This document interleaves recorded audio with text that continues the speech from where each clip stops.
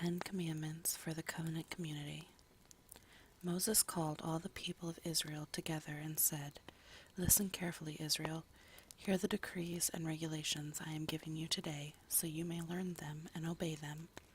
The Lord our God made a covenant with us at Mount Sinai. The Lord did not make this covenant with our ancestors, but with all of us who are alive today. At the mountain, the Lord spoke to you face to face from the heart of the fire. I stood as an intermediary between you and the Lord, for you were afraid of the fire and did not want to approach the mountain. He spoke to me, and I passed his words on to you. This is what he said. I am the Lord your God, who rescued you from the land of Egypt, the place of your slavery. You must not have any other god but me. You must not make for yourself an idol of any kind, or an image of anything in the heavens, or on the earth, or in the sea. You must not bow down to them or worship them, for I, the Lord your God, am a jealous God who will not tolerate your affection for any other gods. I lay the sins of the parents upon their children. The entire family is affected, even children in the third and fourth generations of those who reject me. But I lavish unfailing love for 1,000 generations on those who love me and obey my commands. You must not misuse the name of the Lord your God. The Lord will not let you go unpunished if you misuse his name. Observe the Sabbath day by keeping it holy, as the Lord your God has commanded you. You have 6 days each week for your ordinary work, but the 7th day is a Sabbath day of rest dedicated to the Lord your God. On that day, no one in your household may do any work. This includes you, your sons and daughters, your male and female servants, your oxen and donkeys and other livestock, and any foreigners living among you. All your male and female servants must rest as you do. Remember that you were once slaves in Egypt, but the Lord your God brought you out with his strong hand and powerful arm.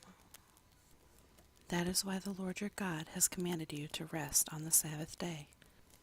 Honor your father and mother as the Lord your God has commanded you. Then you will live a long, full life in the land that the Lord your God is giving you. You must not murder. You must not commit adultery. You must not steal. You must not testify falsely against your neighbor. You must not covet your neighbor's wife.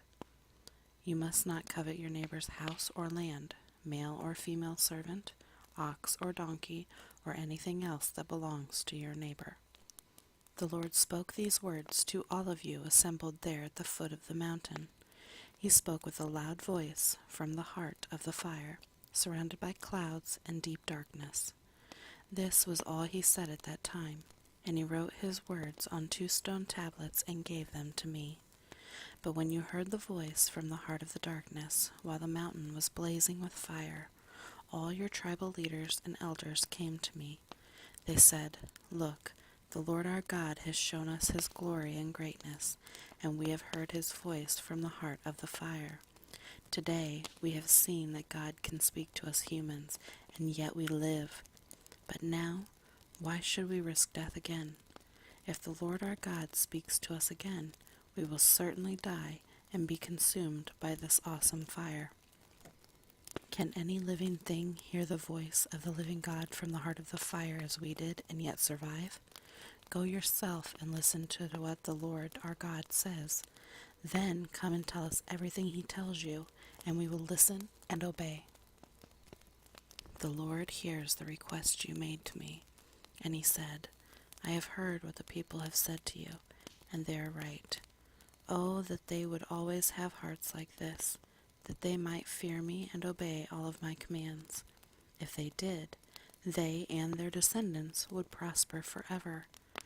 Go and tell them, return to your tents. But you stand here with me so I can give you all my commands, decrees, and regulations. You must teach them to the people so that they can obey them in the land I am giving them as their possession." So Moses told the people, "You must be careful to obey all the commands of the Lord your God, following his instructions in every detail. Stay on the path that the Lord your God has commanded you to follow. Then you will live long and prosperous lives in the land you are about to enter and occupy.